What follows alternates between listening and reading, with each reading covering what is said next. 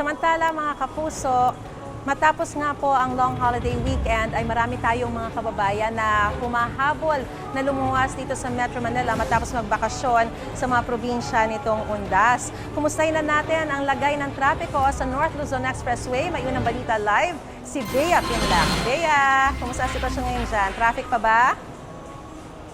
Maris, tanaw mula rito sa aking kinatatayuan ang unti-unting pagbigat ng trapiko pa Maynila dito sa North Luzon Expressway. Wala pa yan kanina pero ngayon nga ay sumisikip na ang daan. Ayon sa pamunuan ng NLEX ay maghanda pa rin sa dagsa ng mga motorista na last minute uuwi sa Maynila ngayon natapos na ang Undas.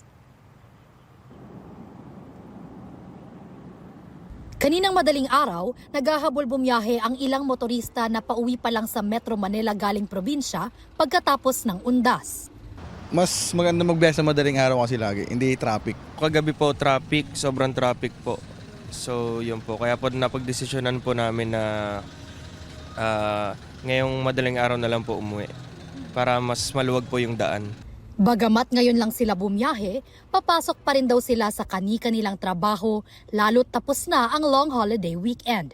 Pasado alas 4 ng madaling araw kanina, may pila ng mga sasakyan sa Bocaue Toll Plaza pero moving naman. Maluwag din ang daloy ng trapiko. Ayon sa pamunuan ng NLEX, kahapon hanggang ngayong umaga, inaasahan pa rin ang dagsa ng motoristang pauwi galing sa kani-kanilang mga probinsya. Early morning po, meron pa rin po tayo ni-expect na surge. Marami nang naka-RFID so wala na po tayo masyadong na-experience na sobrang haba ng pagpila dito sa ating mga toll plaza. Kanina, nakita natin na nakaabang pa rin ang kanilang counterflow o zipper lane sakaling bumigat ang traffic. Maris, base sa monitoring ng NLEX ay high volume traffic na mula Marilao hanggang May Kawayan kaya in effect na ang kanilang counterflow lane. Tuloy-tuloy naman ang pagpatrolya ng tauhan ng NLEX sa daan sakaling kailanganin ng alalay ng ating mga motorista.